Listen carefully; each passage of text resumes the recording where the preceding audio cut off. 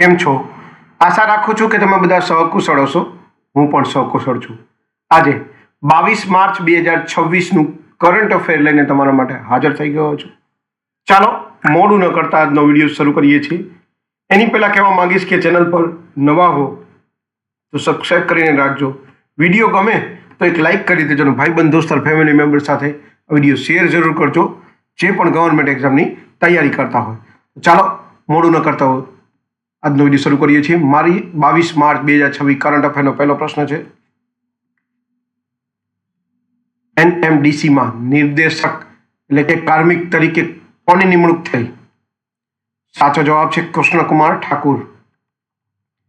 બીજો પ્રશ્ન છે, તાજેતરમાં આબચાર ઊટ ઉત્સવ ક્યાં મનાવવામાં આવ્યો? સાચો જવાબ છે મિઝોરમ.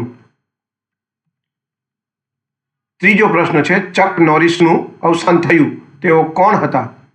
સાચો જવાબ છે અભિનેતા. ચોથો પ્રશ્ન છે, યોગ એટલે કે 365 અભિયાન કયા મંત્રાલયે શરૂ કર્યું? સાચો જવાબ છે આયુષ મંત્રાલય. પાંચમો પ્રશ્ન છે, ગ્લોબલ ઇન્સિટિવેટિવ ઓફ ધ યર પુરસ્કાર કોણે જીત્યો? સાચો જવાબ છે RBI. છઠ્ઠો પ્રશ્ન, વિશ્વ જળ દિવસ ક્યારે ઉજવાય છે? સાચો જવાબ છે 22 માર્ચ.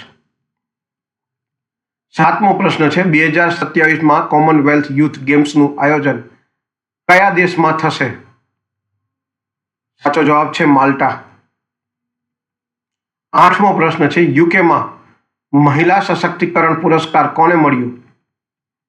સાચો જવાબ છે ઋતુપર્ણા સેનગુપ્ત. નવમો પ્રશ્ન છે, કયા રાજ્યએ ઇન્દિરામાં પરિવાર જીવન વીમા યોજના જાહેર કરી? સાચો જવાબ છે તેલંગાણા. દસમો અને છેલ્લો પ્રશ્ન છે, વર્લ્ડ પ્રીમિયમ સ્ક્વોશ લીગના કમિશનર તરીકે કોની નિમણૂક થઈ? સાચો જવાબ છે સૌરવ ઘોષાલ. તો આ હતા 22 માર્ચ 2026ના 10 કરંટ અફેર અને તેના જવાબો. વિડીયો ગમ્યો હોય તો વિડીયોને એક લાઇક કરી દીધો. ચેનલ પર નવા હો તો સબસ્ક્રાઈબ કરીને રાખજો, કારણ કે દરરોજ 10 કરંટ અફેરના પ્રશ્નો અને તેના જવાબો અને શોર્ટ વિડીયોમાં જનરલ નોલેજના પ્રશ્નો અને તેના જવાબો દરરોજ તમારા માટે લઈ આવતો રહીશ અને તમને અપગ્રેડ કરતો રહીશ. તો આજ માટે આટલું જ.